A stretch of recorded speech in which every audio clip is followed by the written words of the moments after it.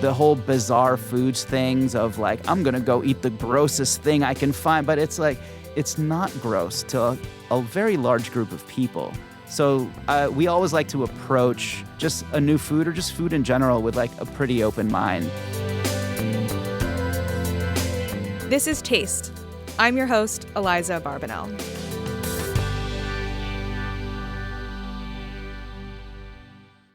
Today on the show, we're sharing two singular conversations with chef and cooking personality El-Waylly and novelist C Pam Zhang. Ham is a staple on the New York Times cooking YouTube channel with an all-star restaurant resume, from Momofuku's Ando to the new Fort Greene seafood destination Strange Delight. C Pam Zhang is the author of the transportive novels How Much of These Hills is Gold and Land of Milk and Honey, and she writes about food like no one else.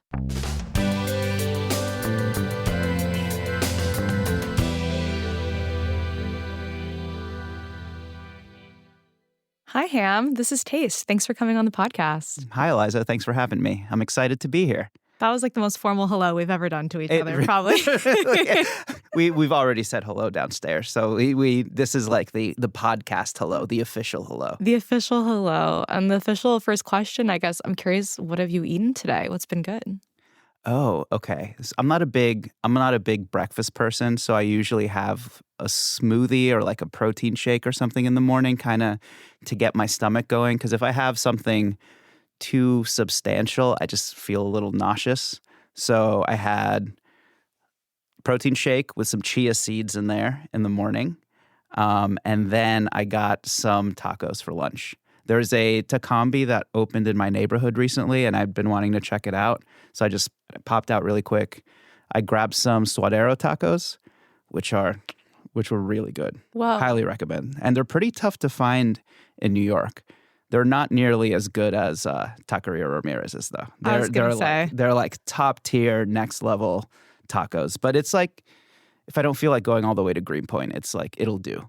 It's good to know because I feel like Tacombi is something that when I first moved to New York, I went to, as a lot of people do when they first moved to New York. And then it's been a minute since I've gone. But sometimes, they're all over the city. I feel like they're it's a good taco option. So it's good to know that the Suadero was doing it for you. Yeah, it's like, it won't be the best taco in town, but it's definitely not the worst. It's like a means to an end. It'll get you it'll like satisfy your taco fix. Their pastor isn't bad as well. Okay, good to know. Hot tip. If you're in the East Village. I feel like Yellow Rose is your go-to spot, though. It is, but they're different. So tacos are like, it's a broad category. So if I'm feeling Tex-Mex flour tortillas, then Yellow Rose is unbeatable. I feel like there's no one doing it better than them in the city. But there are a lot of options for Mexican tacos right now. Yeah, we're lucky. Yeah, we're lucky. We'll take it. Yeah, when we first moved here, like 15 years-ish ago, it was pretty bleak. And you were moving here from Los Angeles, right? Yes. So you were going from like cornucopia of tacos to maybe less options. Yeah, and so I ended up working at Empeon. That was my first job here in New York to make my own tacos. Yeah. What kind of tacos were you making at Empeon? So it was all kinds. So it isn't really. It doesn't focus on regions. It's kind of like Mexico as a whole. So we did barbacoa tacos. We did Baja-style fish tacos. We did like carne asada tacos. It was a great way to kind of learn about Mexican cuisine as a whole because I've never cooked it professionally before. But I learned a lot. I learned about salsas. I learned about the different regions. I learned about adobo. Learned about like cochinita pibil, or I learned a lot, like proper guac technique. People think like you just throw avocados in a bowl, mash it up, and then no, there's like proper avocado technique. You want to fold it. You want to fold your mix-ins into your avocado like as gently as you're folding in the egg whites into a souffle. Because you want to be able to identify all of your mix-ins in the guac. Like you want to see that cilantro peeking out. You want to see that onion peeking out. You don't want it just to be mush. Because I feel like there's a fine line between like perfect chunky guac and just like borderline baby food. Yeah, I love that. Is this also where you learned the technique of pushing avocado halves through like a mesh tray? What is it even called? Yeah, a wire rack. A wire rack? Is that where it came from? That is where, because we were making like cases and cases and cases worth of avocados. every single day, like right before service, because you want to make your avocado as close to serving as possible, just so it stays really.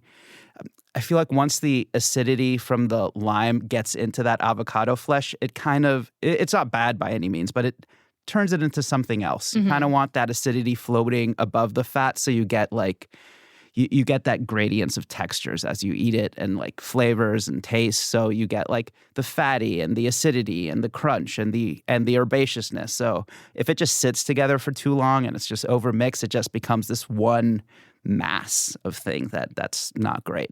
So yeah, so that much it's a necessity when you're making that much guac. You can't really scoop it out with a spoon and then chop each avocado into little cubes. Like just splitting all the avocados, it would be like 6 cases all split, and then we'd assembly line it. So someone would split open the avocados and pit them, pass it on to the next person, who would press it through the wire rack into a big hotel pan or bus tub, slide that down to the person who would gently fold in all the mix-ins. It's a process. It's streamlined.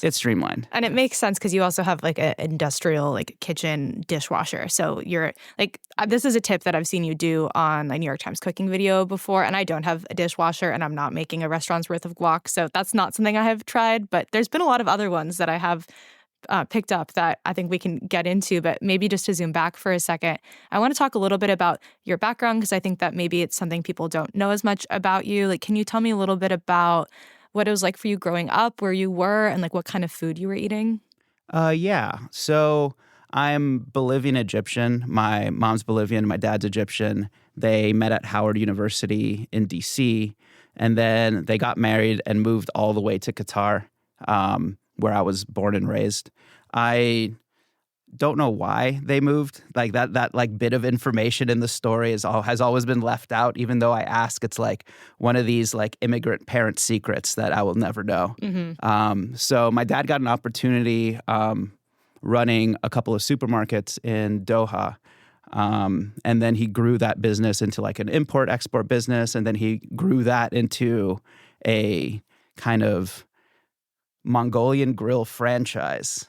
Pivot. In the Middle East. There's like a bunch of waves that I'm sure we'll talk about later. But I ended up growing up there, and it's a very international community, because Doha now is very different from Doha like 40 years ago.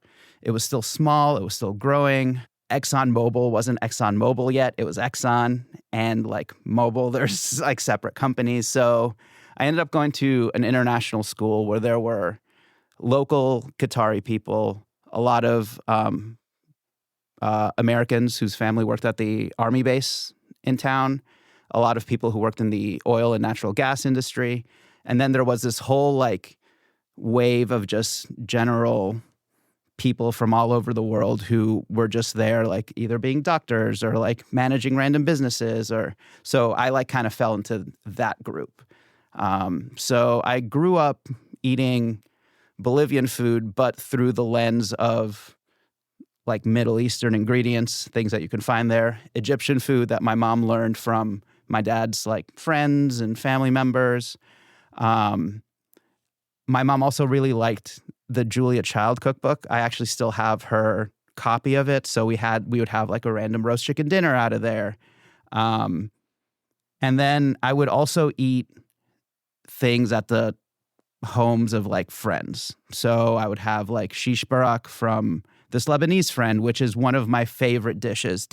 Are you familiar with shish barak? A little bit, but maybe tell me about it and what you love so much about it. So it's this dumpling that's filled with meat, and it's a really, really chewy dumpling, and it's cooked in this yogurt sauce. It's cooked in this yogurt sauce that's topped with like a buttery, garlicky pine nut. And it's lamb, right? It's lamb. Yeah. Yeah. I just love the textures. I love how that yogurt can be used as a sauce. And there's like some good technique there, because when you heat up yogurt, it breaks. So by adding like either an egg or some cornstarch, you can stabilize it, and then you can actually cook things in it. One of my favorite things to cook in yogurt is zucchini. Like zucchini or summer squash. Like you could just sear it up and poach it gently in that yogurt and top it with like some breadcrumbs and some garlicky butter. So delicious. So I really liked that that technique of cooking in yogurt. And then, I mean, the dumpling's pretty much just pasta. So it's like a ravioli cooked in yogurt sauce. What's not to love? Yeah, and I think Sola maybe developed a recipe that was like a pasta inspired by shish barak that I've made before. That's right. Yeah. That's right. I love that recipe. That was inspired by shish barak that I've made for her. Yeah. So you see the trickle down effect coming from all the way from Doha. Yeah, your kitchen is like the most collaborative kitchen in the entire world, probably. Yeah. And like had pancit. I had Filipino pancit, which is like the stir-fried noodle dish. So there was a lot of international food that I just grew up eating. And I also grew up in a very large Brazilian community because my mom, when she left Bolivia, she didn't go straight to the States. She went to school in Brazil for social work. And she ended up being a social worker in Brazil for a couple of years before she moved to the States. So she spoke Portuguese fluently. She cooks Brazilian food really, really well. And there isn't really a Bolivian community in Doha. There isn't really it's tough to find a Bolivian community anywhere. I think there's a pretty big one in Virginia in the States, but there's it's tough to find Bolivians outside of Bolivia. Uh-huh. So she there are a lot of Brazilians in Doha because they're really, really into football there, soccer here. Mm-hmm. And so they would hire a lot of Brazilian coaches and trainers to move there and kind of train their team because they were the best in the world at the time. Some may argue that they're still the best, but that's not my debate to have. It's a different podcast. That's a whole other podcast. So she befriended them, and that's where we spent a lot of our weekends. They'd have churrascos, which are like Brazilian grills. So I would have feijoada on the weekend. I would have like grilled picanha with farofa, which is probably one of my favorite things to eat. So it's like a toasted tapioca crumb that's really buttery and crunchy, and they treat it like a condiment. So you can sprinkle it on top of your beans. You can sprinkle it on top of rice. You can sprinkle it on top of grilled meats. So I would sprinkle it on everything. So for me, it wasn't a condiment. My plates, whenever I went there, would be like 50% farofa. I loved it. So there was like a lot of different things that I grew up eating, and I didn't really think of it as international food. It was just like food to me because I didn't really think of where it came from or where anyone was. It was just like this was the community I grew up in. This is like all I know. This is the food I grew up around. So it didn't really feel foreign or strange or weird to me. So food always I never really had. I feel like a lot of people now put food in like these boxes. Like this food is from here. This food is from here. Like but it's like it's food. It's food. It's delicious, and embrace it. Learn how to make it. Learn how to do it well. I think it's important to know where things come from, but a lot of food evolves. That's why when I think of the food I make now, I feel like a lot of people ask me, "Oh, what kind of food do you make?" And it's like it's not. I make American food because I'm an American with all these different experiences, but I use American products with techniques I may have learned elsewhere. But it's all American food. Yeah, how do you feel about the term fusion food? I don't like it. Why? I don't like it at all. It seems, fusion food makes it feel like things are forced together. That's what I think of with fusion. It's like you're taking this thing and fusing it with this other thing. Yeah. Fusing it like it kind of... It's a very active word, and I feel like it... I don't know why, but I feel like it kind of has like a negative connotation. I think it definitely has a negative connotation, partially from an era of like white chefs fusing together cuisines that they like didn't necessarily belong to or like have the same kind of education and background from. You think about like the 2010s and fusion food maybe. Yeah, like we're gonna take bulgogi and put it on top of nachos. There's like Korean Mexican fusion, and it's like I don't know about that. Like it's like that's fine. It's delicious. Like you can like that.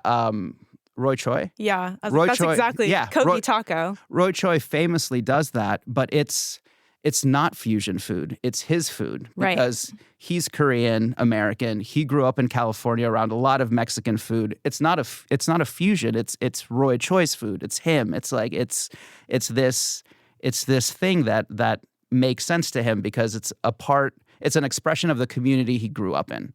That's all it is. And I feel like fusion kind of dumbs it down.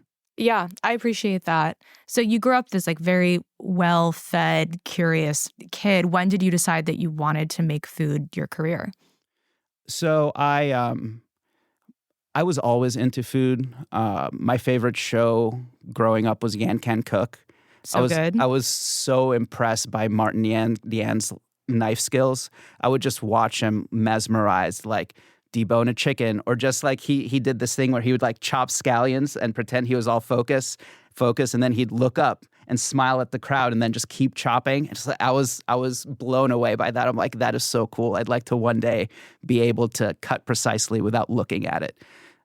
Which I got. Yeah, which look at you now. I got there. Look at me now. If you're listening, Ham is chopping something while we're talking. But it's my desire to work in restaurants goes beyond just cooking. So I was a sick kid. I had like this chronic disease called ITP, which is like it's this rare autoimmune disease where my body like attacked my own platelets, so I couldn't really, my blood wouldn't clot. So there was a lot of things that I couldn't do. So I like from age 8 to let's say 15, I kind of had to like live my life like the bubble boy because I couldn't really do much because everyone was worried that I would like get a bad bruise and like bleed out pretty much or get like really bad internal bleeding or so there was a lot of things that I really wanted to do that I just couldn't. So one of the things that really attracted me to the restaurant industry and specifically fine dining was how difficult it is. So I wanted to prove to myself that like, yes, I can do this. Like I can do this. I'm like strong enough now to do this. I'm mentally tough enough to do this. I'm physically tough enough to do this. So that was like the cooking aside, which was something I always liked. I love cooking. I love eating.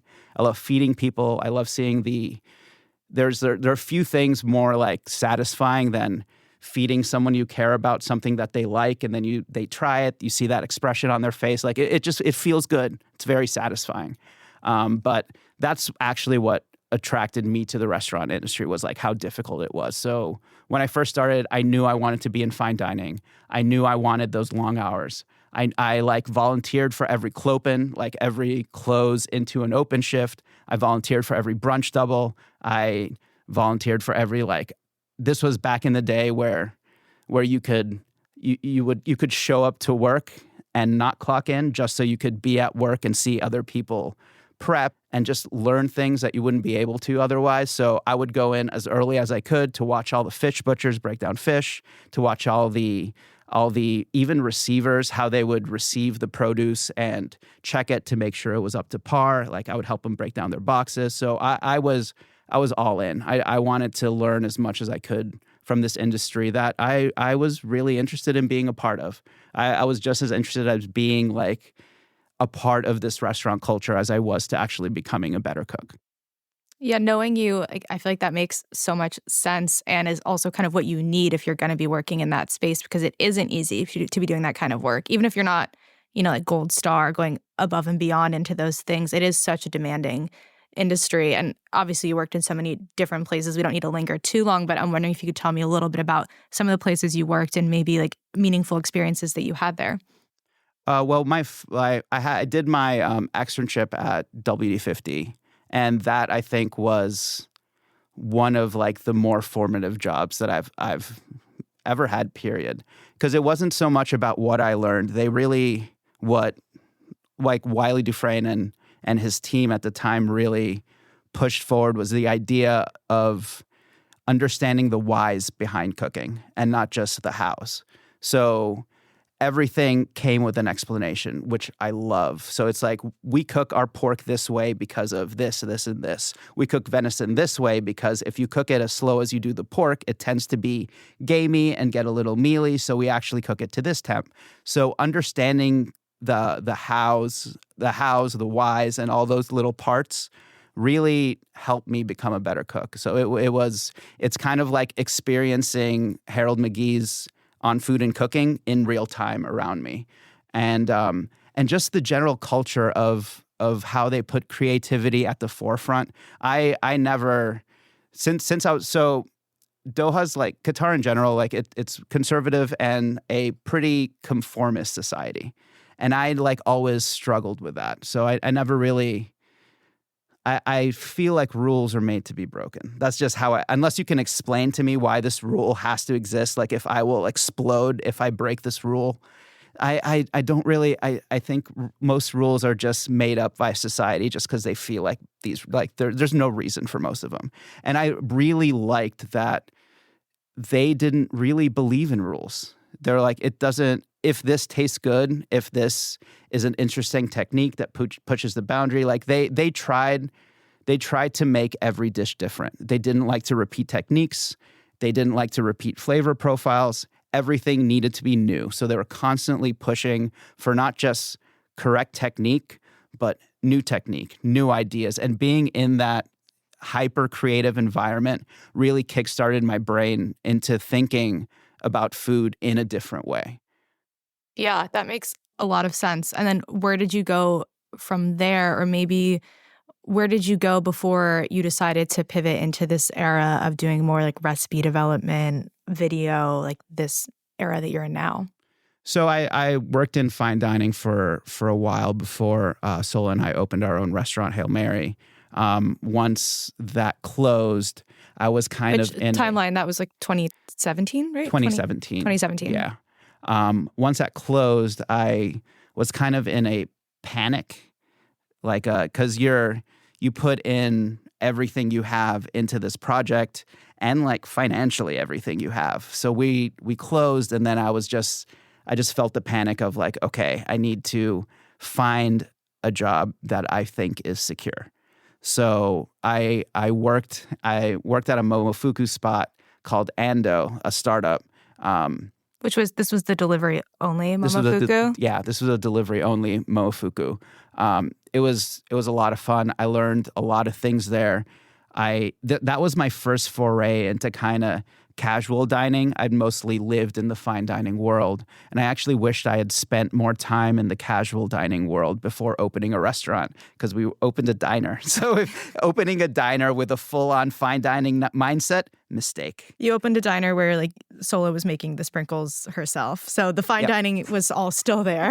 It was all very much still there. Like there was one dish where we made soft tofu to order from fresh soy milk that we made ourselves. We grilled our burgers on a Japanese grill fueled by white binchotan, which is the most expensive charcoal that you could possibly find on this earth. That's insane. And also, people didn't like get that really. No, because we were weird. Like we felt like, no, it's a little. We don't want to put that on the menu. It's a little too gauche. It's a little. Let's just keep it chill. We'll just say burger. They'll get it. No. So it was so many mistakes. And then people would be like, "Why is this burger $15? It's just a single patty with American cheese and bread." We made the bread. We made the American cheese with époisse, which is expensive. Which also, today in 2023, a burger that hasn't been made in that way at all would still be at least $15 on a menu in New York. So yeah, definitely easy. 20. 20. Yeah. So I wish I'd done that, because casual dining is just as difficult. And that ties into a lot of what I'm doing now, which is developing recipes for home cooks.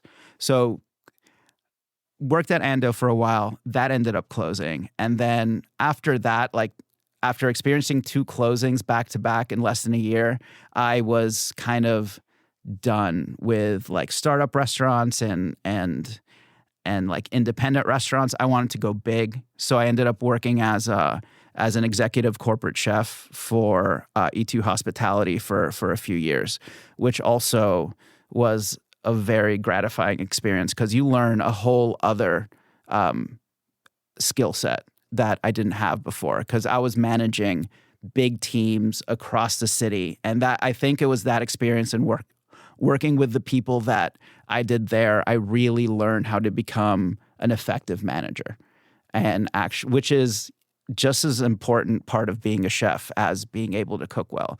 Like, it doesn't matter if you're a very good cook, if you can't express to this team of 10 like way, way, way less experienced cooks than you are, how to execute that, then it's useless. It's useless.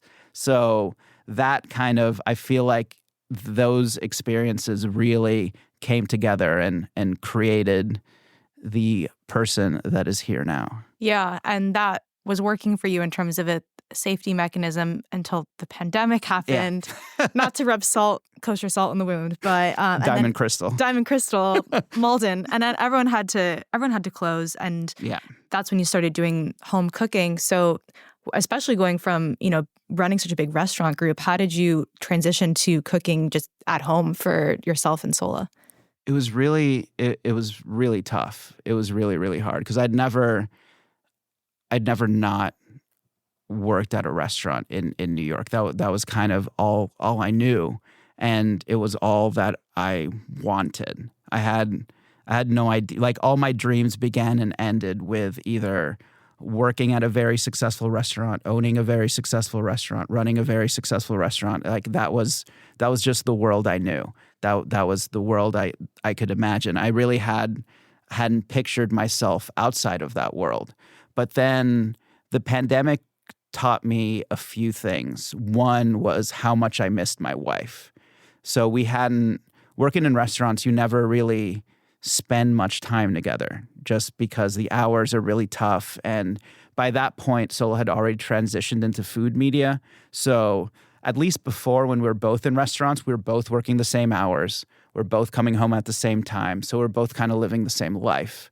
But when I was still in restaurants and Sola had already kind of transitioned to still long hours, but quote unquote a day job where she was home in the afternoons, I felt an even bigger disconnect. It was like we were just coming and going, because the times that I was exhausted was really not the time she was exhausted. We didn't have weekends together. So I would say that made it even tougher, because when we were in restaurants, we still kind of advocated to get the same days off, which is something that a lot of restaurants do. If you're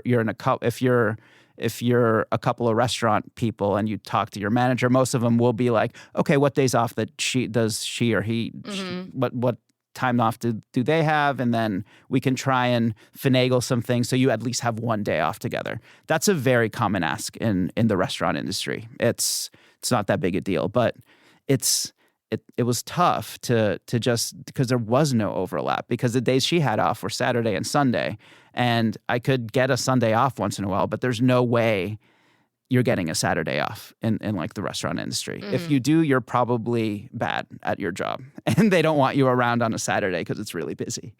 But the pandemic just made me realize we were spending a lot more time together. It's like, wow, we were cooking together in a way that we hadn't since, the first time we got together. Because when we first got together, we'd cook all the time. We spent probably 6 to 7 weekends in a row just making mole poblano until we felt like we perfected it. And we would just make it over and over and over again. We're like, no, we had to toast it a little bit more. We got to burn the plantains a little bit more. We got to blend the nuts a little smoother. And it just was years of not experiencing that again. So pandemic hit, we start experiencing that again. And it's like, oh, wow, there's like this whole relationship that kind of went unattended. Like, it just got pushed to the side and forgotten. And so the pandemic really helped grow that relationship, which is something I'm like very grateful for. Yeah, the 6-week long mole poblano, or was it poblano? Mm-hmm. Yeah, that project, that's like the most romantic thing I've heard for you two. That's so cute. And it's really the mystery menu videos that you do together for the New York Times, your rapport is so evident. And I read YouTube comments because I love this series of people talking about how they should show you two in couples therapy to people. And I think what people maybe don't know is you ran a restaurant together, you had this whole career of what people are seeing is the result of so much practice collaboration between you two that maybe that isn't communicated, Yeah, it's we weren't like this magically. It didn't just we didn't see each other and immediately became these people. That's something that is kind of missed when you see just a YouTube video and you don't see all the context or anything around it. It took a lot of work to get to work, active work, a lot of communicating, a lot of like we're kind of each other's therapists a lot of the time. So there's a lot of communicating and work and time that goes into getting a relationship to that point where you feel comfortable just talking about anything, no matter how uncomfortable it may seem, or just working together, or kind of reading each other's mind, knowing where her mind's going to go as it goes there, so you can like anticipate and kind of work together better. It takes a lot of work. It's a lot of work. Yeah, and that comes across. And I think like that's one of the best things about those videos is that you always seem like you're having so much fun when you're cooking together. I'm curious, like, if there's a favorite ingredient that you ever did for the Mystery Menu series. The Mystery Menu series, I think, is one of my favorite things that we do, because it's something we love. Competition shows like Top Chef. It's fun. Top Chef is one of those things that we grew up in the industry kind of watching it. So we kind of evolved with Top Chef as it evolved into the show that it is now. So we would always ask ourselves what we would do in like that scenario, and what would we make with that ingredient? What would we make with that time frame? Like those are just exercises that we do on the couch whenever we're watching a competition show. And so to actually be able to do it is amazing. So I think my favorite ingredient has to be durian, which is what we did recently. I think this season. Yeah. Because it's not an ingredient that we're familiar with at all. And it's really exciting to work with something that maybe you've tasted a couple of times, you have an idea of what the flavor profile is, but you don't know it well enough to go in and, like bacon, cornflakes, masa, those things we use those so much that it's easy to just think of dishes right off the top of our heads. And it's still challenging, but there's like a safety net under it, because we kind of know how things are going to come out just because we're really comfortable with those ingredients. But throwing in something like durian, which is a base ingredient that you can do a lot with, because it's a fruit. So here's a fruit. What can you make with this fruit?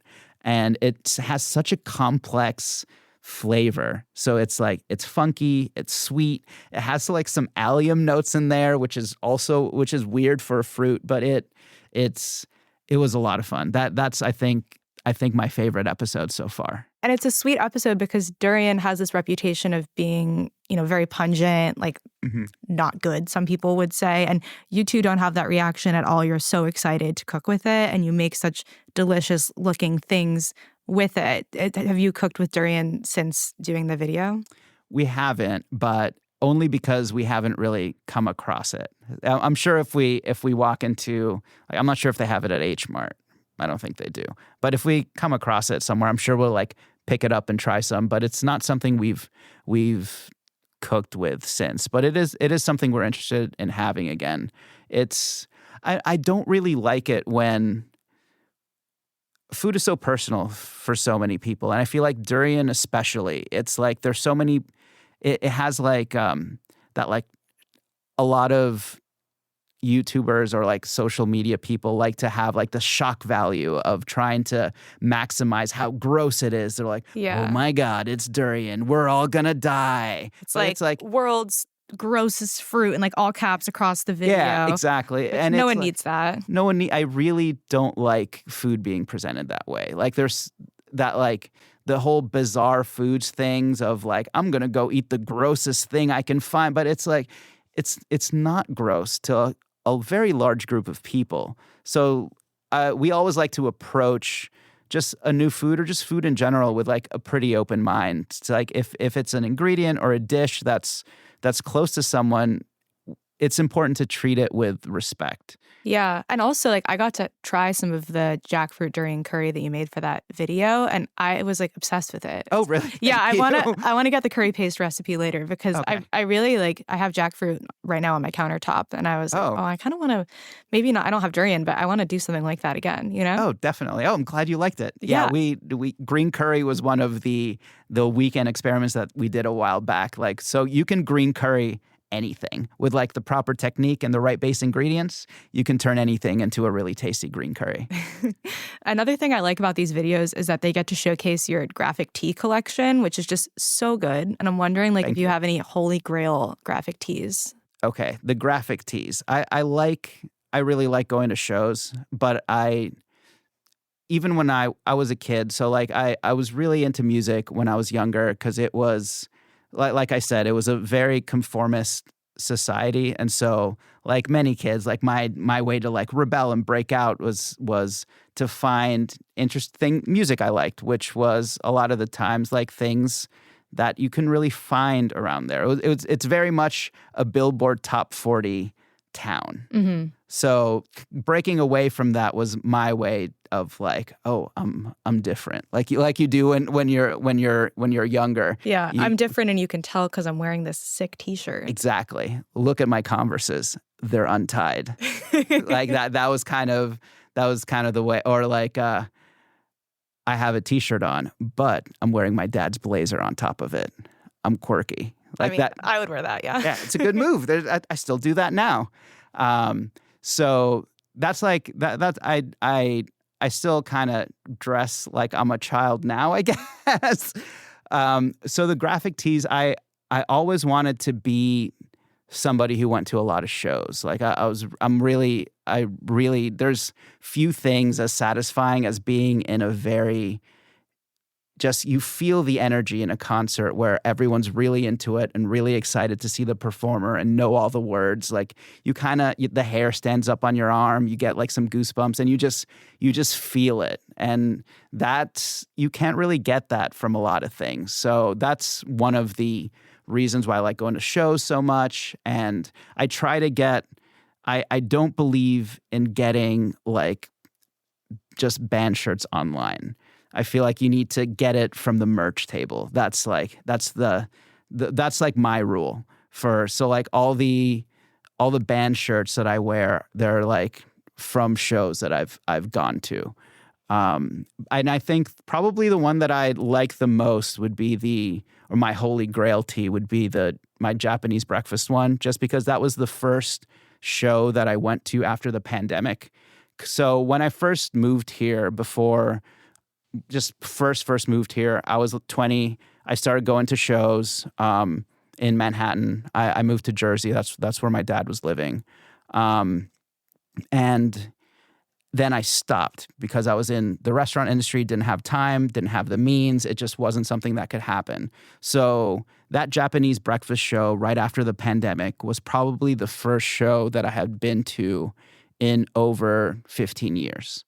Wow. So it was a big deal. I was really excited. I was really looking forward to it, and it was totally worth it. And I loved it so much that kind of kickstarted my like desire to go to shows again. So I think that since it like marked the beginning of this new show going ham, I would say probably Japanese breakfast tea. I love the ham renaissance of going back to shows. Okay, so that was your first one. Is there one that you went to recently that was really fun? So I got tickets to go to Carly Rae Jepsen yesterday at Pier 17, and I don't know if you heard, the show ended up getting canceled like four or five songs in because of the thunderstorm, and they rescheduled for now. It's right now? It's right now. Oh, Ham, if you had told me, we could have rescheduled. Oh, no, it's fine. This is totally fine. Oh, but I love Carly Rae Jepsen. She's amazing. Amazing. We could have gone together instead of doing this. That would have been great. So I was like, it was one of those shows like where you could feel it in the crowd, like what we were talking about, like that like special energy where everyone's super excited to be there. Everyone knows all the words. Everyone's jumping around. And as she started, she did run away with me, and then it starts raining at the end. It's like, oh, this feels really special right now. This is going to be awesome. And then thunder hit, and then she just stopped. She's like, all right, for everyone's safety, we need to get the hell out of here right now. So that, I feel like that would have been up there, but probably the best show I've been to all year, this will be weird, is the Aqua reunion show. It was amazing. It was amazing. And I used to listen to Aqua unironically the entire album as I drove around Doha for a long time. So I know all the words. I know all the songs. It's the equivalent of, you know how a lot of people watch like TLC to kind of like melt their brain, Smooth like brain, smooth yeah. brain. You just relax. You kind of just soak it in because it's good times. It's kind of like the same reason why I'm into like wrestling now, because it's like a smooth brain thing. You can just sit down. It's like theater. You don't need to think too much. You just like soak it in. So that's like what Aqua was to me. So being able to relive that was really, really fun. And they put on a good show. And Aqua fans are maybe some of the best fans that I've seen at any concert. They go for it. Wow. They dressed up, they sang along, they jumped around. It was great. Okay, I'm like truly so upset that you're missing Carly Rae for this, but I'm glad that you got Aqua for a similar like bubbly, smooth brain experience. Exactly, yeah. Because that sounds like it was special. Do you think they timed the reunion with the Barbie movie? For sure they did. There's no way that they didn't, because I think it was the first time.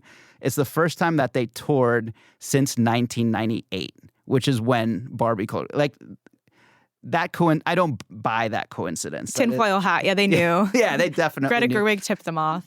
She probably secretly paid for their tour. Whoa. That was, and also Caroline Polachek was also a great show. So fun. Yeah, really, really fun for also like dancey, poppy type things. Okay, I mean, we could do a whole music podcast. We could go down that road. Which I would love. But I want to talk a little bit about your projects and what you're working on right now, because there's a lot of cool things, one of which being Strange Delight, which is this New Orleans-inspired oyster bar that's going to be opening in Brooklyn. Can you tell me a little bit about your involvement and like how that process has been for you? Strange Delight was kind of like the dream of a friend of mine who I actually met at Ando. We worked together. Yeah, he's a Momofuku guy. Yeah, he's very much a Momofuku guy. He's like employee number 5 or something. I think so. He's been there for a while. And Michael, who also works with Moonburger, upstate. Yeah, like around Hudson. Right? Yeah, around Hudson. And so they approached me initially to kind of consult on the menu, to develop some NOLA-ish oyster dishes for this concept that he'd been dreaming of for quite some time. And we started working together, and then I really, really fell in love with the project. And then they really liked the work I was putting out. And then all the stars aligned, and then I got brought on as a partner. So I've worked with, somehow, I don't know how this happened, but I've worked with oysters a lot in my career. It's not like the fine dining guy is like, somehow I worked with a lot of oysters.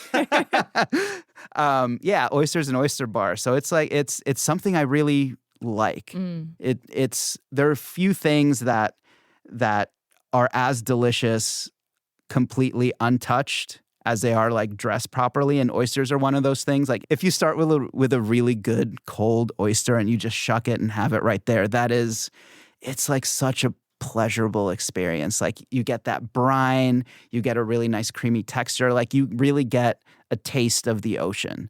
And that's like one of the main reasons why I like working with oysters so much, is that they're really versatile. You can fry them, you can poach them, you can stew them, you can do a whole array of things with them, but they're still just as amazing, unadorned, freshly shucked and eaten. And so I conveyed like my love for oysters and all these things, and then it just clicked. And so we ended up going to New Orleans together and eating at both a bunch of new places like Miss River, and Pesh, which both have incredible spins on classic New Orleans cuisine, local ingredients treated perfectly well. And we also went to the classics like Arnaud's and Galatoire's. So good. Really good. The Rockefeller at Galatoire's is actually what we based our Rockefeller on. But we like obviously tweaked the method and the ingredients. But that was, we knew that fennel forward, smooth spinach kind of vibe thing on top of the oyster was what we wanted. It is so, it's perfect. It's perfect. It's just such a delicious oyster. And that I think is I'm really excited for people to try our spin on that. I can't wait. I'm really proud of where we are with that. It's a lot of work. It's a lot of work. I'm sure the prep is a little bit more elaborate than what they do over there, but it's like the payoff is huge. I'm really excited for people to get like these things that you can't really find here. Like there are people who do spins on the Rockefeller and stuff, but they go so far that it feels like it's its own thing. And it's really tough when you do an oyster with like a topping or to not go overboard, because it's so easy to overwhelm the oyster, because it is such a delicate thing that you need a pretty delicate hand to make sure that you're balancing all the flavors well, and that ultimately you finish with a nice clean brine. Because that's the goal when you're eating an oyster, whether it's cooked or raw. You want to finish with that brine, because that's what keeps you going back for more and just keeps you eating, like keeps you craving more oysters. So that's probably one of the things I'm most excited for people to try. And we're doing a whole bunch of New Orleans inspired classics. So we're doing barbecued shrimp. We're doing our spin on Felix's charbroiled oysters, which is also really exciting. There's a certain smoky smell that kind of wafts in the air when you walk into Felix's, and you're there. We went there twice because we loved it so much. And as soon as you walk in, that like kind of hits you in the face. And when we're testing our version of it, we got that same exact smell as it came off the grill, and that's when we knew like we nailed this. This is spot on. So there's like you're just excited. I'm excited. I'm just excited for people to try what we've been working on for almost like a couple of years now. Yeah, and there's been some pop-ups. I went to one. I had the hush puppies, I think, were the standout for me, just because like it's just so delicious. Oh, thank you. But do you have a sense of when it's going to open? Not really. We know that it's going to be in the Fort Greene area, but we're not quite sure where or when. So stay tuned. Keep your eyes open for some Strange Delight news. But follow because it's happening soon. Strange Delight on Instagram to find out. Another exciting thing you have in the works that I want to talk about is your debut cookbook, which I know you're working on with Clarkson Potter. Can you tell me a little bit about that? So I'm really excited to like release this thing into the wild, because it's my exploration of home cooking based on the home cooking I grew up with. So it's not the main thing. So I want to get past this like idea of like only traditional food is acceptable. Because like, what is tradition?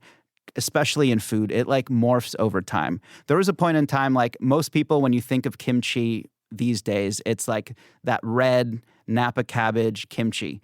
You go back far enough, kimchi used to be white. So that's an evolution. And there was a time in Mexican cuisine where pozole wasn't a big like national dish. It that evolved over time.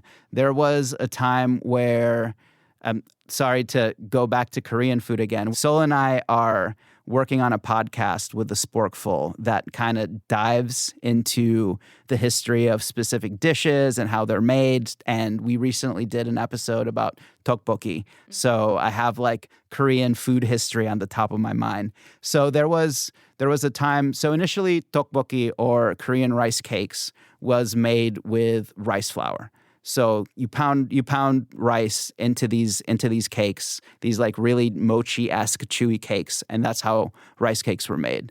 And then Japan kind of colonized Korea and then took the rice away. And so then they ended up making tteokbokki with wheat. And once that was over and they regained rice, tteokbokki went back to being made with rice. So it's like at a different point of time, there was a different thing that was considered traditional, because food changes, it morphs based on techniques available at the time, equipment available at the time, ingredients available at the time. So that it's like an ever-changing thing. What's like traditional now may not be traditional in 50 years. Or like if you think about it, tomatoes are such a cornerstone of what we consider Italian food today. Tomatoes aren't from Italy. What did they eat before they got tomatoes? I think about that with chili peppers a lot also, that, chili peppers have spread over the entire world. They're so integral in like East Asian cuisine, like Thai cuisine, things like that, but they're not native to Thailand. They're not native to Thailand. They're native to South America. Potatoes, native to South America. Like you think of the Irish, you only think about potatoes. Like that's like... What were they eating before? What the Irish eat before potatoes. Like they're not native there. So I really don't like this idea. Like it's important to preserve traditions. Don't get me wrong. That's not what I'm saying at all. But what I'm saying is like holding this idea that like if it's not a traditional food, it's like garbage and I don't need to learn it or respect it or make it is just not true. So I kind of want to tackle that. And I'm taking these home cooked dishes that I grew up around and making them my way. So I'm kind of like infusing techniques that I've learned over the time, ingredients that I'm around, making this like a purely American cookbook. Like this is going to be, it's not like a global ethnic kind of thing. I don't like either one of those words. It's an American cookbook. It's American home cookbook that's going to just show you new ways to use spices, ingredients, and techniques that you may think that you know or have or definitely have access to, but like show them how to put them together in a new way, and hopefully spice up your home cooking a little bit. Yeah, I'm really excited for it even more after this conversation, just because everything you've talked about growing up eating sounds so delicious, and knowing all the things that you've learned in different restaurants and just like the way you can combine technique and tradition and flavor. I feel like that's something that a lot of people are looking for, Yeah, I hope so. I hope so. I hope so too. I hope so. And you mentioned a podcast a little bit that you're working on with Sola. What's the concept behind that? So it's called it's like a spinoff from the Sporkful, which we listen to all the time, and you're guests on sometimes. And we're guests on sometimes. Yeah. That's true. That's true. It's called Deep Dish, and we basically pick a dish and then we deep dive. So they're interviews, they're recipes, there's a whole bunch of banter. It's fun. It's a lot of fun. Hopefully coming out soon. Can you mention one of the dishes, or is it top secret? Well, tteokbokki is one of the dishes that we explored. I think that's I'm going to keep the rest kind of close to my chest, but it spans all over the globe where there's no stone left unturned. Right. And one more collab that you're working on with Sola is your baby, which is dropping soon.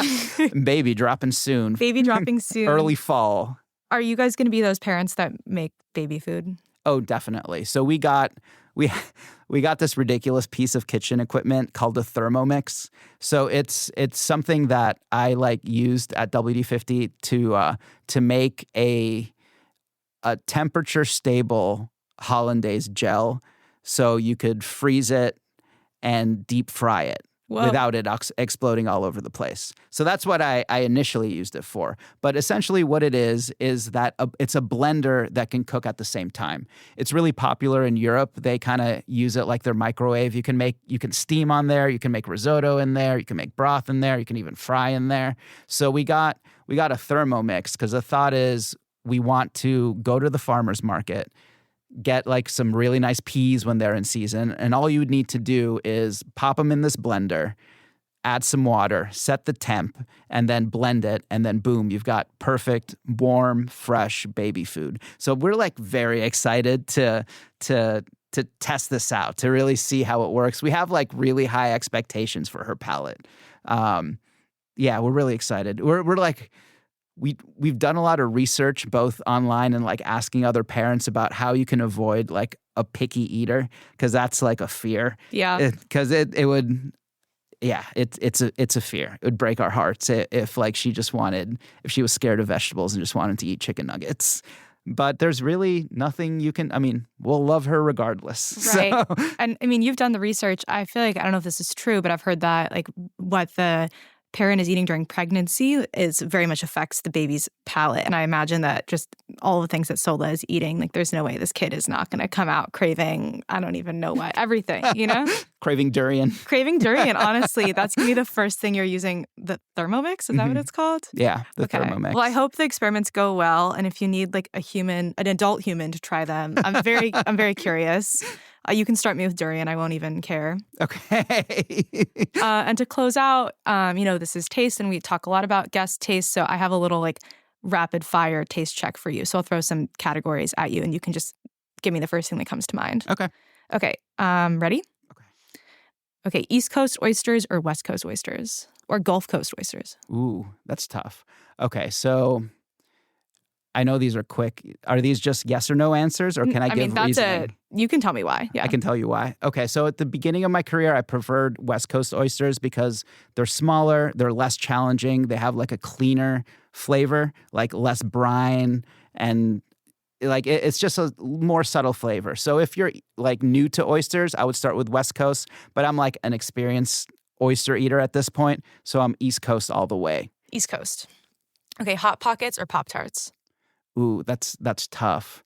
So growing, I didn't really eat either of those growing up because they were American imports, so they were very, very expensive. So here, a hot pocket, if it's $1, it's easy to get because it's it's junk food, it's $1, it's fine, it's not a big deal. But it's tough to justify. My mom couldn't justify spending $3 on something that she didn't consider real food. Right. So I had both fairly recently, and I have to go with a Pop-Tart. I am not a fan of Hot Pockets at all. Watch the Hot Pockets Mystery Menu episode. Yes. Oh, yes. For context. Not a fan of Hot Pockets at all. Pop-Tarts all the way, and brown sugar Pop-Tarts specifically. Didn't you make a Pop-Tart crust recently for something on Instagram? Am I making that up? Yeah. Pop-Tart Pandowdy. Pop-Tart Pandowdy.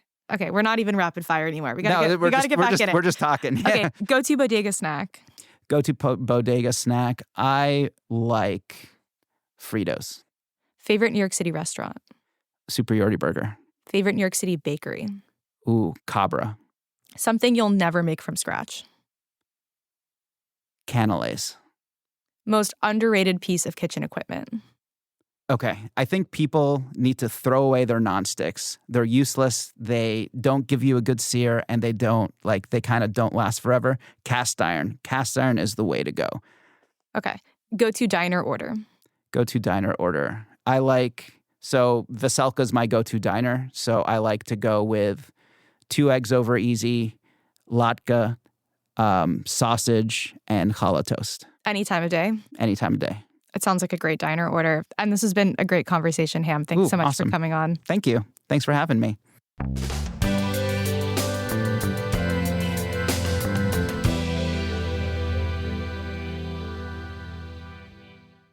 C Pam Zhang, this is Taste. Thank you for coming on the podcast. Thank you for having me. So how are you doing today? I'm doing good, smelling intensely of garlic, so a little self-conscious about that. But other than that, I've had a great start to the day. I feel like if anything, you're just dressing for the occasion, smelling of garlic, as we're about to talk about a food book. Yes, thank you. What's the source of the garlic? I just microplaned a clove of garlic onto 2 fried eggs, which has become my go-to breakfast this summer. I don't know why. Interesting. So it's raw garlic that's going on top? Yeah, but you know how when you microplane it, cooks in a second? So it's just, it's somewhere halfway between raw and cooked. I'm into that. Something that I'm sometimes scared to mention is that I'm not an egg eater. So that's not something that I'm personally going to try, but maybe on top of something else, I would do that. Yeah, I know that the microplaner is often considered an overrated food instrument, but I still love it. No, I think it's rated appropriately. It just comes in handy so well. Yeah, I agree. And I'm really happy to have you on because I have been so obsessed with your book, Land of Milk and Honey, and it hasn't been out at the time of recording. So there's been basically no one that I can talk to about it except for Shalia, our producer. So I was so excited to talk about the book. And to start, I'm just curious if you could tell me a little bit about how the idea came to you. Have you always been interested in writing about food? No, I actually grew up as a very picky eater and quite squeamish. It was a product of growing up in a very impoverished Chinese American family where we just didn't eat meals out in restaurants. So, my food borders were quite constrained. And I was just, for some reason, a kid who was icked out by fat on meat. And it was really this period in my late teens, I think after I'd gotten to college and there were sort of these months I didn't have anything to do. And I started for some reason reading food blogs, a lot of them based in New York, actually. And it was actually through the food writing, these sort of narratives about food and sort of what kinds of worlds it opened up for these people, some of them with similar backgrounds as me, that got me into the idea of eating more than the act of eating itself. I love that. I feel like as someone that works in food myself, I definitely had Jonathan Gold, for an example, as like a food writer that I read growing up that turned me on to the possibilities. Are there any writers or blogs that you want to shout out as being formative for you in that era? Yeah, there is this wonderful blog called, I think, The Girl Who Ate Everything. I don't even know who the actual writer is because it was really this, like, early 2000s era of blogging, very pure, like no sort of sponsored ads, no sort of self-promoting. And I just loved her because she sort of ate, the Chinese food that I was accustomed to and incredibly exquisite, like Michelin level, like Nordic food in Europe with like equal aplomb, and without any self-consciousness. I love that. And that also is what drew me to Jonathan Gold's writing, is specifically the way that he would champion like immigrant-run strip mall restaurants in Los Angeles, but in the LA Times, like, and also maybe the next week he would be reviewing like a very fine dining restaurant. And I feel like that approach kind of comes across in this book as well in terms of the variety of food that you're talking about. So to me, that's an interesting through line. Yeah. So your first book was not really a food book in the same way. You liked eating food, you liked reading about food. What made you decide to want to write about food at such length? Yeah, this book was interestingly a product of the pandemic, though it's not exactly what I would call a pandemic book. It came out of my experiences living through this really bleak time in which I felt deeply disconnected from my body. You remember sort of early 2021, it was a time of so much chaos, important chaos in the world, George Floyd's murders and political upheaval and COVID. And I was spending a lot of my time trying to do my best to help with these causes. And I became quite impatient, I suppose, with the fact of having a body. I actually felt a lot of shame for having a body that, despite having food and shelter and my health, still wanted frivolous things like going out for a drink with a friend or eating a nice meal or traveling. And so there was this really transformative moment in that year when soon after we got vaccinated, I went out for my first meal out, and I was meeting this old friend of mine who was a doctor in Seattle at the time. So you can only imagine what he had seen in those years. And, we sat down at this Filipino restaurant called Musang, and the first part of the conversation was about how difficult things had been, what he was seeing on the floor at the hospital, all those things. And then there was just this moment when the food actually came to the table, and everything just changed. The tenor of the conversation paused, and when we started eating, I could just see both of us fall out of our anxious brains, back into our bodies, and it was just like, oh, this is what it's for. This is what all the work, like the important work that we're doing, is for. It's to be able to see the people you care about experience joy. It's to be able to share at this table. It's to be able to experience this gift of food prepared for you by somebody else that thinks to put things like peanut butter and shrimp paste together in a sauce, and like opens the world a little bit for you and reminds you that there's more than illness and grief. I love that. And I think that's an experience that I relate to. I'm sure a lot of people listening to this remember their first meal, or to me, I think it's the first dance floor that I was able to go back onto, of that similar moment of being in your body and of having pleasure that makes you feel connected to other people. And this book really is, like, to me, a book about pleasure more than anything else. I'm curious, this meal that was so transformative for you, do you remember specific dishes, or is it more just the overall experience? This cara cara braised short rib, I've had it so many times since, and I think about it all the time. Does it hit in the same way? Absolutely. I'm glad. I was worried you were going to say it could never measure up, but I think that's a sign of a great restaurant. Like, every time I go to Thai diner and I get their khao soi, I think this would be my last meal on earth. And I said that to a stranger sitting next to me last time, and then they didn't order it, and I was offended, honestly. They were probably scared of hurting you in case they didn't. Like, you know how sometimes when a waiter gives a really, really enthusiastic recommendation, I'm scared to order it because I'm like, what if I don't love it and I hurt you in your soul? Yeah, that is a very empathetic approach. I'll say that to myself. Something that really struck me reading this book is just the way you write about food. I think your food writing is so good. It's kind of like reading Gabrielle Hamilton, where I feel like jealous that I have not written that in that way. And I wanted to just read a quote from the beginning of the book and talk about the idea behind it with you, if you don't mind me reading it. Go ahead. Would you rather read it? No, I'm actually delighted to hear it in somebody else's voice for once. Okay, no pressure. Chef had lost its meaning. Like lucky, like fresh, like soon. No saffron, no buffalo meat, no polished short grain rice. Dishes winked out from menus like extinguished stars as conservative nativist attitudes seized the few restaurants that remained open thanks to government subsidies. As they shut borders to refugees, so countries shut their palates to all but those cuisines deemed essential. In England, the shrinking supply of frozen fish was reserved for kippers, or gray renditions of cod and chips. And of course, a few atrociously expensive French preparations with which a diner might buy, along with sour wine, the illusion that she still lived in luxury. Back to stodgy safety, back to national dishes unchanged for hundreds of years. The loss of pesto should have come as no surprise in a world with no favas, no milkfish, no Curry Lane in London or Thai Town in LA, no fusion, no specials of the day, no truffles turned out like sheepish lovers from under the blankets of sod. We were lucky, those around me said. We survived. So I read that and it felt like too true, like that could actually be a possibility. And I was curious about how you developed this idea of nativism returning to menus in an era where produce and food in general is just not accessible to people. Yeah, it was perhaps my reaction to this modern idea that I think is sometimes dispensed of food as soft power, or that culinary diplomacy as possible, right? Kind of this fantasy that if we can set a beautiful multicultural table, we can create a beautiful multicultural society that sits around and like shares their troubles and all is good, right? I find this image sort of as disingenuous and facile as somebody, saying like, I can't be racist because I have Black friends. Mm-hmm. For example, if you look at the ubiquity of Chinese American food in even the smallest towns in America, that did not save the Chinese American population from anti-Asian hate during the pandemic, right? I think that, unfortunately, in these moments of crisis, it does sometimes cause the surge in nationalism, this surge in, again, the question of what is essential. And oftentimes, things like diversity are considered non-essential goods, right?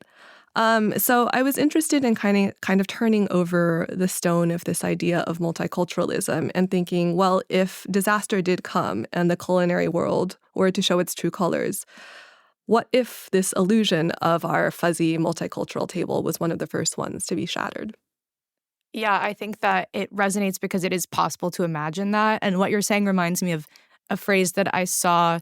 I don't know who originated this, but I definitely saw a lot of people that are like Asian American in the food world saying, we wish you loved us as much as you love our food, when there was a big wave of anti-Asian hate. And I think it's interesting because on one level, I can imagine, white America revolting at the idea of there not being any more like spicy tuna rolls, or something that is like a non-like white American food, because these foods are so widely embraced, and also because America doesn't have the same kind of longstanding food tradition as France, for example. But then at the same time, you think about the way that nativism approaches in other parts of culture, especially in a disaster situation like this, maybe it isn't so far afield. I mean, think about freedom fries, right? Yeah.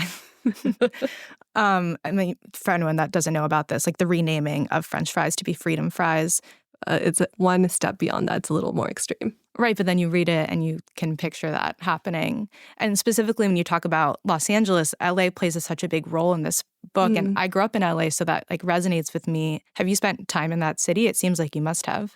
Only really as a tourist. I feel like it's a city I don't know really well because I don't drive. So as a walker or someone dependent on either Uber or public transportation, I don't think you can understand the soul of the city. Right. Not like New York where you can walk everywhere. Yeah. But you must have had some good food meals in LA to choose to focus on it in this kind of way. Yeah. I mean, I think LA is just like this fascinating place because it is this site of American culture. It's, the center of Hollywood. It's this like lavishness and this glitz and glamour, but also right outside LA is this like an agricultural basket, right? Where there are migrant laborers and the climate is so vastly different. Actually, the climate isn't that different because the climate is often awful in LA. It's just that we have these like shiny air-conditioned places to hide, right? And I'm really interested in that contrast.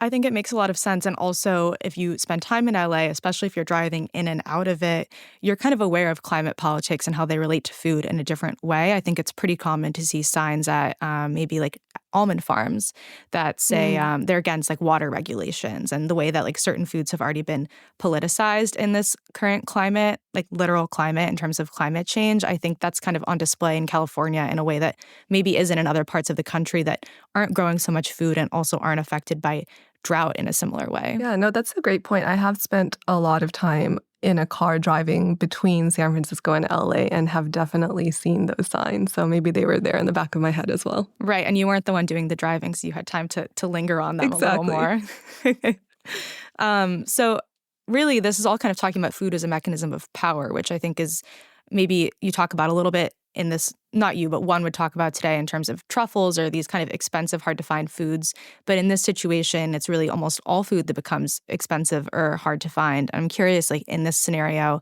like what are the foods that you would find yourself missing the most?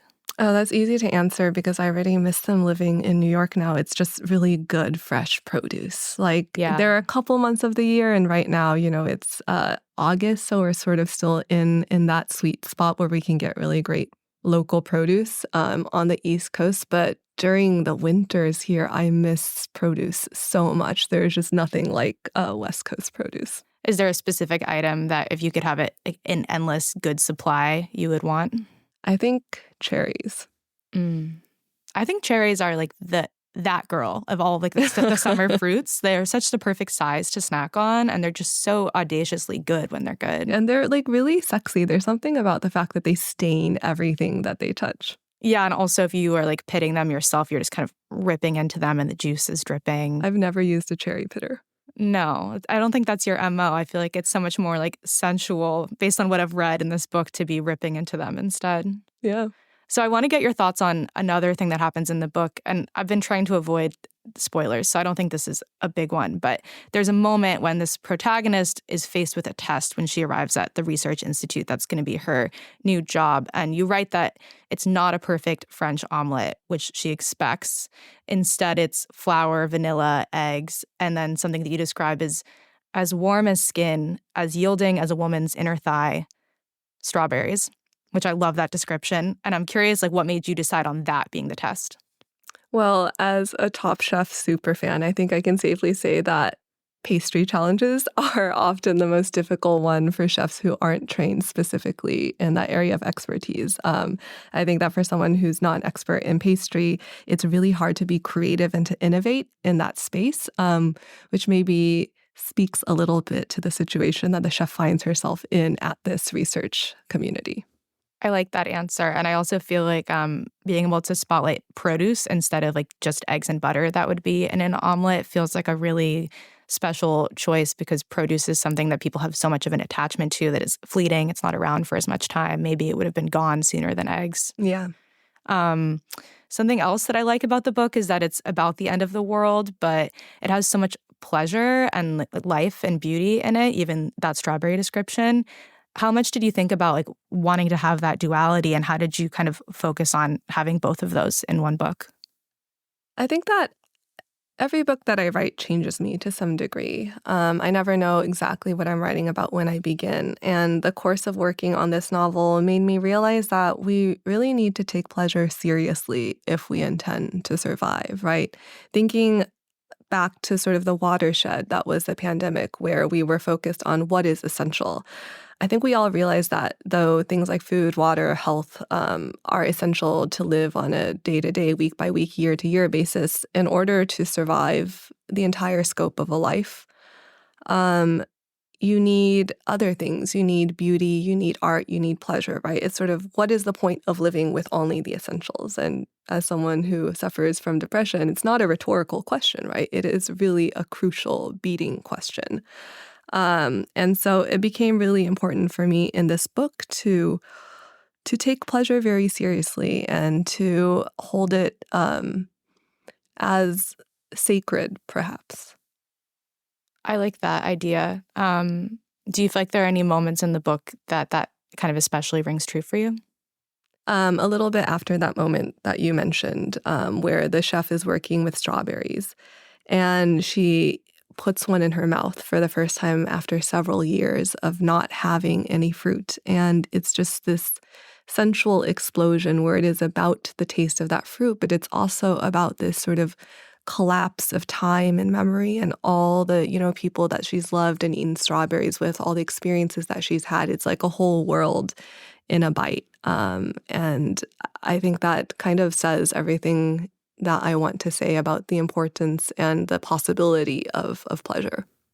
I like that moment a lot too. I think as someone who is dramatic every summer, when I have like my first tomato of the year, thinking about it being years before I have the first good tomato, it's a very like sombering realization. I feel like I had to shut the book for a little bit after that and then like go eat a stone fruit or something as soon as I could.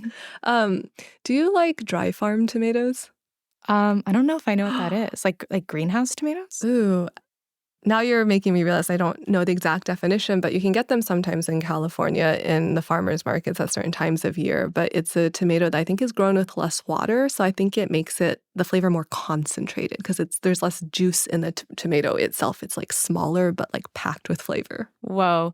I've never had those before, but it reminds me of the TriStar strawberries that you can get on the East Coast that are maybe like half the size of the California strawberries I grew up with, but they're so sweet because that flavor is just concentrated and they're less watery. It's very special. Yeah, absolutely. I have a friend in California who every time it's dry farm tomato season, she will literally go out and buy like 5 or 10 pounds of it. Okay, I'm going to California soon. I'm going to have to see if it's still happening. And if I will, I'll report back to you. Yeah, I wish you all the best. So I'm curious, like after writing so much about food, what do you think is the secret to good food writing? Eroticism and constraint. I think when I set out to write a good food scene, I'm not trying to be exhaustive in my descriptions, which was, I think, my initial impulse. I'm trying to be evocative, right? The goal is actually not to describe perfectly a precise meal that a character has had. It's to put enough on the page that the reader is then thinking of all the great meals they've had that are similar, of a meal they want to eat that is like that meal, right? It's putting this like wanting in their mouths. Yeah, I get that as a reader. I was very hungry reading this book. Great. And you've mentioned that you're a Top Chef super fan. How did you get the knowledge to be writing these like fine dining scenes, especially these very like chefy kitchen scenes? Yeah, so I've watched every single of Top Chef, many of them more than once. Whoa, what's the appeal for you? It's so funny. I think I got turned on to them when I was first in college. And so this was soon after my whole like reading food blogs. And I kind of just like wanted more of that stuff. And I still couldn't afford to eat nice meals out. So I would like rush home to my dorm after like a hard day in the trenches of academia and like eat my terrible like dining hall takeout food while watching Top Chef. And it just made the food I was eating taste better. To imagine that possibility. So a lot of Top Chef was watched. I also read quite a few chef memoirs, including Gabrielle Hamilton's, which I really, really adore and is in the acknowledgments of this book. I love MFK Fisher. I think she is like one of the great American food writers. And I have had quite a few fine dining experiences myself. My first job out of college was working as a copywriter in San Francisco tech during sort of the golden bubble of the tech boom. And so it was the kind of atmosphere where for a team dinner, we would go out to Atelier Crème. Whoa. Yeah, I know. And I was incredibly lucky to have these experiences. And at the same time, it was sort of eye-opening because sometimes you would go out to like Atelier Crème or Banu and you would see at the next table these like tech bros in their hoodies and in their sandals. And not that you can't wear those to a fine dining establishment, but what I'm trying to say is you could see that they just didn't actually care about the food at all. To them, it was just another sort of status symbol. And so that got the wheels turning as well. I find that very interesting. What about like wearing sandals and a hoodie meant that they didn't care about the food?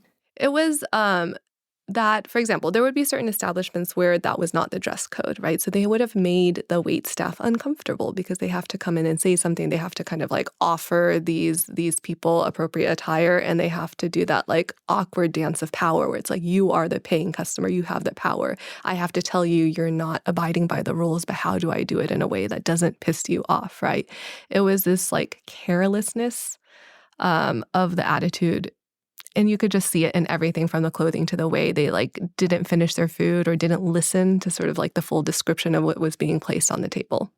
Yeah, I think that makes sense. And it's kind of something that I see reflected in this book in the way that this chef she's in a very unusual position in terms of how she's serving these guests and the way that she views them or like watches them eat. Like you are very aware of this dynamic between not only someone that's serving this beautifully made food, but also it's with ingredients that are the only of its kind on Earth, maybe, or maybe that even haven't even been on Earth before. And so all of those dynamics are even more heightened in terms to like, do these people appreciate it? Do they deserve it in the first place? Yeah. Yeah. And yeah, I just want to say that I'm not one for being fussy about fine dining. I actually like my favorite like Michelin-starred restaurants are the ones where I've like licked the plate and I can see the wait staff like grinning in the back. So it's truly not about like the dress code. It's just everything that it symbolizes sometimes. Right. Did you talk to any like chefs or cooks as well? I feel like the way you write about chefs liking to smoke cigarettes, to me, that felt like a very insider observation. I had a couple of chef friends who looked over the manuscript for me after it was done, but in the creation phase of any book, I tried to keep it sort of private. And again, I read all these memoirs and watched all these shows to get that insider, but it's hard to have like another distinct voice in your head when you're in the process of drafting. Definitely. And then you show it to them afterwards as a vibe check, and they must have loved it, I imagine. I think so, yeah. So after writing this, do you look at restaurants differently when you go out to eat, or maybe farmers markets? I think that, I don't know if it was a product of writing this book or a product of just living through the pandemic, but I'm so much more conscious of the atmosphere of a restaurant now. I think that, again, growing up without much money, there was a whole period of my life when I was like really conscious of the value of just the food on the plate. I was like, why would I pay whatever, like $80 to eat a chicken, right? Mm-hmm. But now I'm just so much more conscious of that community element of a restaurant, how the right restaurants can make you feel cared for, of who else is in the room, of the comfort level of everyone there, of everything that's not just about the food on the plate, just the entire apparatus that supports it. I think that makes sense. And it makes me think about the way that you write about the restaurant kitchen space in the book at this institute, because it's signaling wealth in all of these ways, but there are all of these, one-way mirrors, like things that are not quite as they seem. It made me a little, I wouldn't say paranoid, but, when I go out to eat, I'm thinking more about like, what's on the other side that I can't see.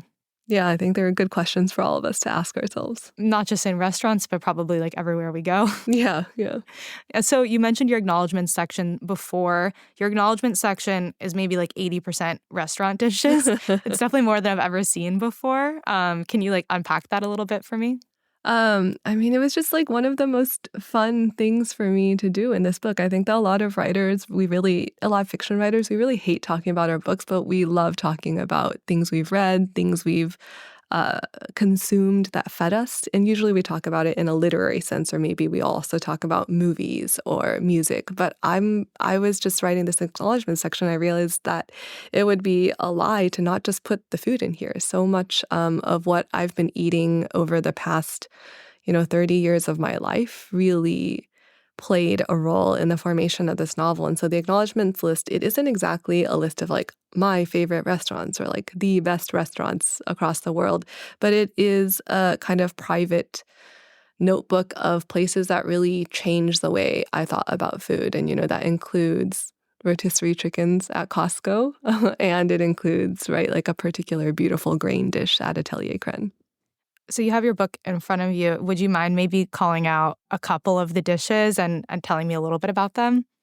Okay, this will be fun. Yeah, it's like a little quick game. Okay, so budig sliced turkey. One of my favorite snacks to this day is just sliced deli meat turkey. It was something I would steal from the fridge growing up in Kentucky. It was something that was like extremely like American, like in all caps to me, and something my parents only bought on sale when it was maybe $5 for $1.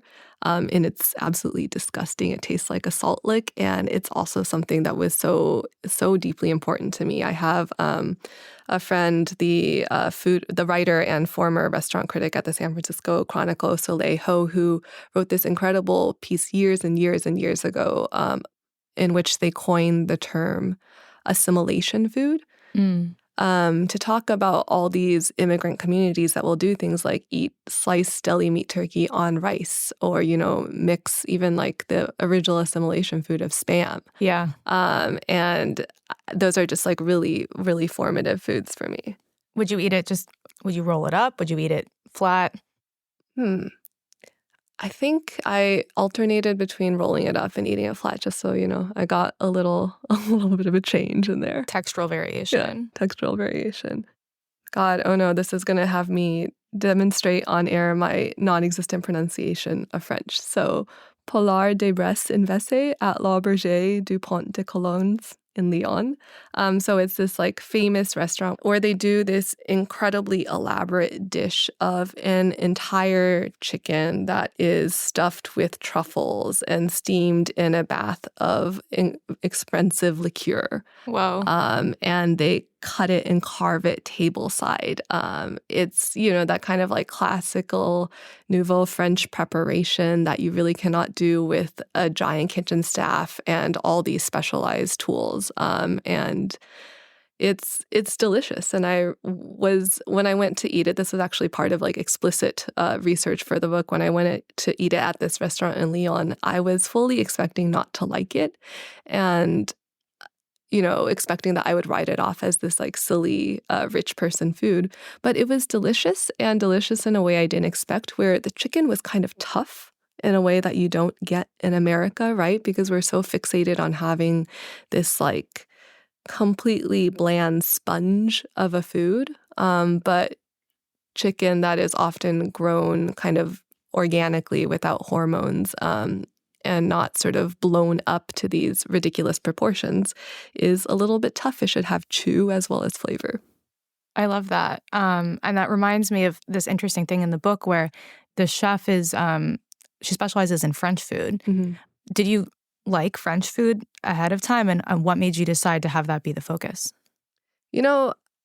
My first time probably eating French food, I don't even remember the meal because I was so nervous about the environment. I think maybe we went out to a French restaurant to celebrate my college graduation, and my family from China had come over, and this was an environment that was new to all of us, and I was just so conscious of feeling out of place that I literally don't remember what we ate or what it tasted like. But at the same time, French food is just like this constant undercurrent in all of cooking, right? Even great non-French chefs will still talk about French training, and it felt like something you kind of have to eat to understand modern food today, for good or for ill. And so I think that I don't put it on a pedestal. I think of the European cuisines, Italian is actually probably my favorite, but I do appreciate what it has done for the culinary world.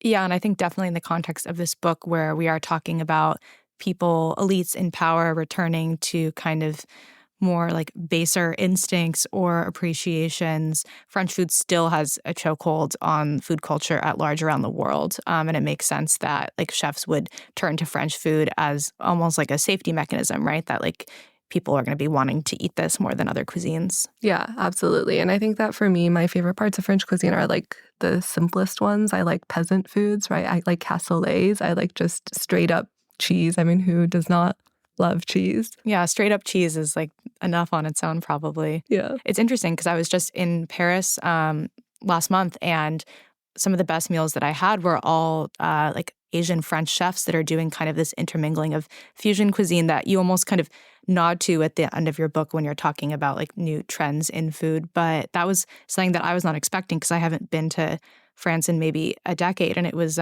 so delicious and also just like really fun as a diner. Yeah, you can't throw a stone in Paris without hitting a Japanese French chef these days. Or just like and also like straight up boba places everywhere, like Asian food everywhere. My girlfriend that I was with is Taiwanese, and we like were kind of shocked by how much Asian food was everywhere, but we had a great time eating all of it, you know? Amazing. Okay, I want to ask you about one more in the acknowledgement section, and maybe I can pick it. Okay, go ahead. I want to ask about the Mapo lasagna at Nightshade in Los Angeles. I am obsessed with that dish. It's a dish by a winner of Top Chef, Mei Lin. It was a restaurant that unfortunately closed during the pandemic, and she did this exquisite sort of like beautiful, kind of fusion-y, I guess, Chinese and French-inflected cuisine. And I just have been waiting every day for her to open Nightshade again or open a new restaurant. It's like a Mapo tofu lasagna is the flavoring, or what's the deal? How do you describe it? I don't even. So it's a lasagna that has like a bazillion layers, and it has ground meat that is flavored in that Mapo way with the fruity Szechuan peppercorn, and it's sort of laid flat on its side, so you see the kind of millefeuille of the construction, and it's just exquisite. Wow. Okay. Well, I'm crossing my fingers that dish comes back in some form as well. And to close, this is taste, and we were talking about our guest taste. So I have a little like rapid fire taste check for you. So I'll throw out like a category, and you can just tell me what comes to mind. Okay. Go-to bodega snack. Sour cream and cheddar ruffles. Go-to writing snack. Probably anything crispy and savory that I can eat with one hand. So ruffles. Yeah, popcorn sometimes. Your favorite cookbook? I don't read cookbooks. Whoa. Okay, favorite New York City restaurant? The answer is so seasonal. And so because we're in the height of summer, I probably have to say Via Carota, because what is a better outdoor table with a more perfect spritz and a more perfect salad? And also Falansai right now in Brooklyn, which has the most exquisite jackfruit and cashew and chia dessert. Whoa. Favorite New York City bookstore? You and Me Books. Favorite reading snack? Maybe apples. Most underrated piece of kitchen equipment? A butcher knife. Most overrated ingredient? Truffles. That's what everyone says. I know. It's true. To close, your favorite food scene in literature? I think I have to reach all the way back in childhood. Every food scene in Redwall, the series about the little fighting mice and otters. What kind of food are they eating? Do you remember? Oh my God. My mouth is watering right now just thinking about it. They're eating like pasties and like oat farls and like whole fish from the river, and it's like this glorious seasonal bounty. Okay, I'm gonna have to revisit that one. Pam, this was so much fun. Thank you for coming on. Thank you.